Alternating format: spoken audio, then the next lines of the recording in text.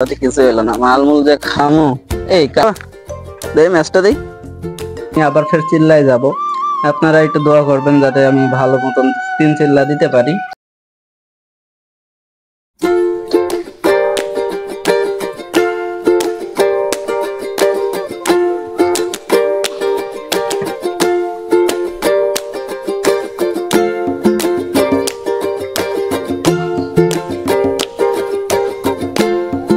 এত কষ্ট করে টলার মালার নিয়ে আসলাম বালু তোলার জন্য। ছাত্রলীগের সালপাল তো খুব জ্বালাচ্ছে।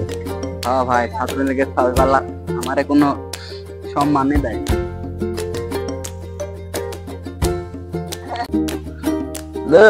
মাসের জন্য ইনকাম পাতি কিছু এলো না, মালমূল যে খামো। এই কার এই টলার গুলা কিনে নিয়ে আসছে? এই গ্রামের কেডা? মাতবারে। কোন এলাকার মাতবার এটা? এই এলাকার। আমগরে কিছু দিচ্ছে? না ভাই। এই বিড়ি খামো, ম্যাচ আছে নাকি? না ভাই, আমার কাছে তো নাই।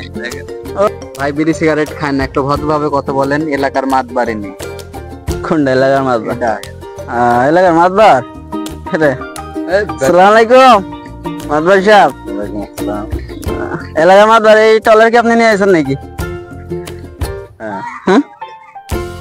তো টলার নিয়ে আসেন, ফুলাবানকে কিছু দিয়েছেন নাকি? এলাকায় মাল তুলবার গেলে ফুলাবানকে কিছু দিয়া লাগে, এটা জানেন না?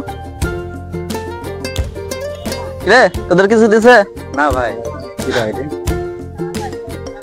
মাদ্রাসা সাহেব এটা ছাত্রলীগের সভা। আরে আমার চিনা না। আরে আমার পরিচয়টা দে, বলছ না কে? আরে চাচা, ভাই ছাত্রলীগের সেক্রেটারি। আর মান সম্মান পাইলাম না রে। এলাকায় থাকে, এলাকার মানুষ রে চিনে না। আপনি কার সাথে কথা বলতেছেন একটু ভাইবে চিন্তা বলবেন না? হ্যাঁ বিষয় কোশ্চেন কিছু না, আমি কিছু শালা এলাকায় বালি তুলতেছে, এটা টেয়া পয়সা দেয় না, আবার ফের আমার পরিচয় জানে না। তোরা কি করস সারাদিন? এদিক ওদিক তোরা শুধু ঘুরছে। হ্যাঁ, সারাদিন কি করস তোরা? আর জীবনে যা আকাম কুকাম করছি, পাবলিক কি মনে রাখছে না, সব ভুলাই গেছে। তাই কি আর ভুলে জিও কাম পুকাম করেছেন? মানুষকে এত তাড়াতাড়ি ভুলে? ওই দেখেন সামনে মাতবার।